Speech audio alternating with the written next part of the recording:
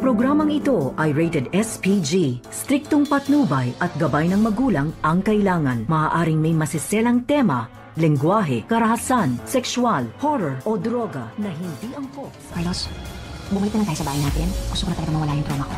Kailangan ko na talaga siyang harapin. Nag-uusap nga itong mag-asawa na si Lynette at Carlos. At dito naman na sinabi ni Lynette kay Carlos na umuwi na lamang daw sila sa bahay nila. At gusto na daw niya itong harapin ang kanyang trauma. At para na rin daw mawala ito. Kaya nagdesisyon din itong si Carlos na pumayag sa gustong mangyari dito ng kanyang asawa na si Lynette. Kaya naman, makapasok na nga sila sa kanilang bahay, tila natahimik naman itong si Lynette na pinagmasdan ang loob ng pamamahay nga dito ni Carlos. At hindi pa rin nagagawa itong kwarto ngayon ni Annalyn. Yun naman ang pangako nga ni Carlos na kapag nagawa ay pwede nang lumipat ulit dito si Annalyn sa tahanan ni Carlos Benitez. At napagkasunduan din nila na tinatanong nga ni Carlos Benitez itong si Lynette kung sakali daw siyang magiging ina dito ni Zoe, papayag ba daw siya. At dito naman na sinabi ni Lynette na hindi niya maipangako kung sakali lang naman.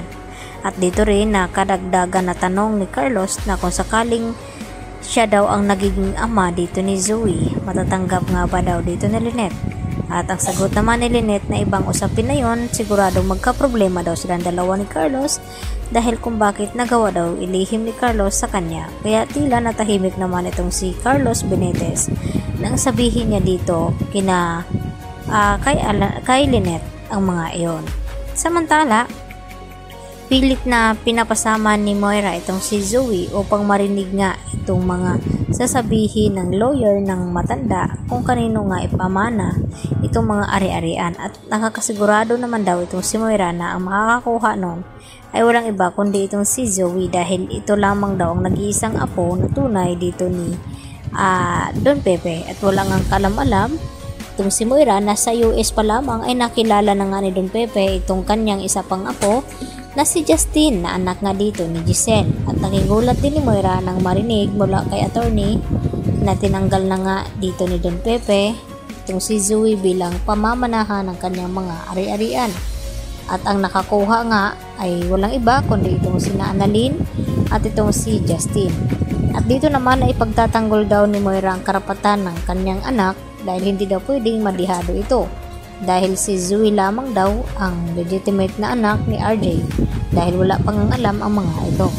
At pagkatapos nga ang ma-announce ng attorney na ito ang mga ari-arian kung kanino napunta, ay agad ngang na-dismiss na at nag-uwian. At dito naman na binantaan pa ni Giselle itong si Moira na wag daw munang magpakasaya ngayon dahil kapag nagising daw itong si Don Pepe, tiyak na malalaman na daw nilang dahilan na kung bakit inalis itong si Zoe sa pamamanahan ni Don Pepe. At dito naman na alerto itong si Moira.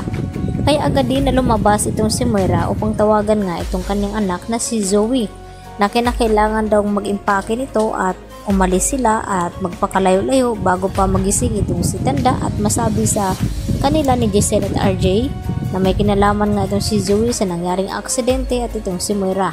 At sa hindi inasahan ay sakto naman na palabas din itong si Annalyn kaya narinig ni Annalyn ang mga sinasabi ni Moira dito kay Zoe ang kanilang pag-uusap na balak na nilang tumakas at magpakalayo-layo dahil sa takot nga ni Moira na baka magising itong si Tanda at masabi nga sa kanila na may kinalaman itong si Moira at Zoe. Kaya agad din na bumalik itong si Annalyn at ibinalita kina RJ at Giselle na narinig niya itong si Moira na magtangkang tatakas.